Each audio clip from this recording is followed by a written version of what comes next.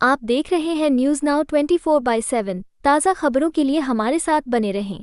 हिमाचल प्रदेश के पूर्व सीएम और विपक्ष के नेता जयराम ठाकुर ने कांग्रेस पर हमला बोलते हुए कहा, कांग्रेस पार्टी ने चुनाव से पहले लोगों से झूठे वादे किए। उन्होंने 10 वादे किए और उनमें से एक भी पूरा नहीं किया। यहां कांग्रेस के नेता कह रहे हैं कि हमने हिमाचल प्रदेश में सभी वादे पूरे कर दिए हैं। हिमाचल प्रदेश में ऐसी स्थिति पैदा हो गई है कि राज्य सरकार के पास कर्मचारियों को वेतन देने के लिए पैसे नहीं हैं।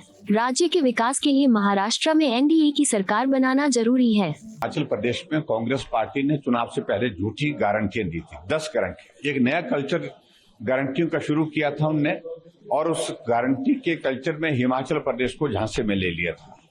10 गारंटी उनने ली थी और उसके बाद 2 साल का कार्यकाल बीतने के बाद एक भी गारंटी पूरी नहीं। और यहाँ प्रचार कांग्रेस के नेता इस बात को लेकर के कर रहे हैं कि हिमाचल जाइए, गारंटियां पूरी हो गई। हैरानी इस बात की होती है। आपको हमने वीडियो दिखाए, महिलाएं बोल रही हैं कि जो 1500 रुपए गारंटी दी थी कि कैबिनेट की पहली बैठक में फैसला लिया जाएगा, 18 से 60 साल की महिलाओं को दे दिए जाएंगे। 2 वर्ष बीत गए, नहीं मिला। हिमाचल प्रदेश में कहा था कि 5 लाख नौकरियां 5 साल में देंगे, एक कैबिनेट की पहली बैठक में 1 लाख नौकरी देंगे। उल्टा हिमाचल प्रदेश में एक भर्ती नहीं हो पाई और 1.5 लाख नौकरियां समाप्त कर दी। जो पद सृजित थे, सैंक्शन थे, फाइनेंस से सैंक्शन थे, कैबिनेट से सैंक्शन थे, उन पदों को समाप्त करने की घोषणा कर दी। 300 यूनिट बिजली फ्री देने की बात कही थी और जो 125 यूनिट हिमाचल प्रदेश में भारतीय जनता पार्टी की सरकार गरीब लोगों को देती थी, वो भी बंद कर दी। यहां तक कि हिमाचल प्रदेश में गोबर की गारंटी दी थी, उस पर कांग्रेस कुछ कह नहीं पा रही है, कुछ किया नहीं उसमें। दूध का मूल्य उन्होंने कहा था कि गाय का दूध 80 रुपए, भैंस का दूध 100 रुपए लीटर के हिसाब से खरीदेंगे, वो भी नहीं खरीदा। और इस तरह से गारंटियों के बारे में जब बात कह रहे हैं तो ये हालात बन गए हिमाचल प्रदेश में कि आज हिमाचल पूरे देश का एक ऐसा राज्य है जहां कर्मचारियों को सैलरी नहीं मिल पा रही है, पेंशनर्स को पेंशन नहीं मिल पा रही है। जीपीएफ का पैसा, जीपीएफ के अगेंस्ट जो है 2800 करोड़ रुपए जीपीएफ